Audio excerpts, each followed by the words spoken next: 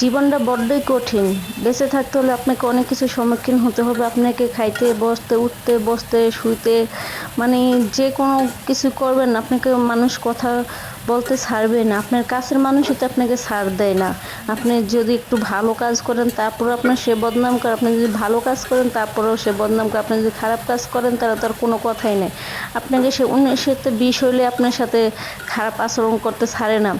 পান থেকে চুন খসে গেলেই সমস্যা তৈরি হয়ে গেল, তাহলে আপনাকে সে আপনার মা বাপ তুলে কথা বলতে ছাড়বে না। সে ভাববে না যে আমারও তো মা বাপ আছে, আমারও তো ফ্যামিলি আছে, আমারও তো আরও অনেক কিছু আছে, তাহলে আমি যে আরেকটা মেয়ের সাথে এরকম দুর্ব্যবহার করি, সবসময় খাইতে, উঠতে, বসতে, সবসময় তাকে গালিগালাজ করি, তারও তো খারাপ লাগে, ভালো লাগে আছে, তাই না? কিন্তু আমরা সমাজের ছেলেরা এগুলা ভাবি না। সবসময় ভাবি আমাদের নিজেরটা। কেন?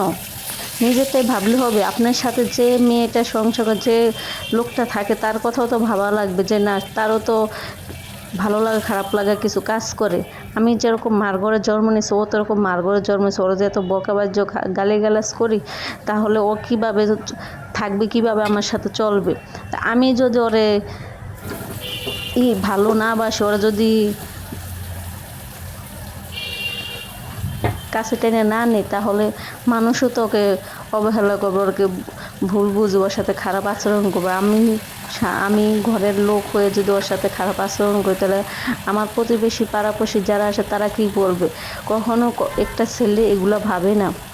আপনারা কখনো এগুলো ভাবেন না যে একটা মেয়ের ভালো লাগে খারাপ লাগে কতটা তার মনের ভিতরে আঘাত করে। সে সারাদিন যতই কাজ করুক না কেন, তারপরে সে আপনার ওই খারাপ লাগা কথাগুলোই মনে করবে যে কি এমন আমি দোষ করছি, আমি কি এতটাই খারাপ কথা বলে ফেলাইছি, এরকমই করে ফেলাইছে। মানুষ যদি খুনাখুনি হয়ে যায় তারপর তার সাথে খারাপ আচরণ করেন। আর আপনি কিছু কিছু লোক ছেলেরা আছে, পান থেকে চুন খসে গেলে বউর সাথে খারাপ আচরণ করে, গালিগালাজ করে, মানে বিশ্রী বিশ্রী ভাষা বলে। কখনো ভাবেই না আমি যে ওরা এত গালাগালি করি, এটা কি ঠিক? এটা কি ওর প্রাপ্য?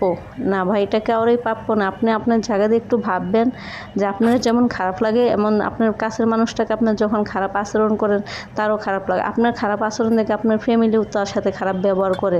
আপনি যদি তার সাথে ভালো ব্যবহার করেন, আপনার ফ্যামিলি অবশ্যই বাধ্য হবে তার সাথে ভালো ব্যবহার করতে।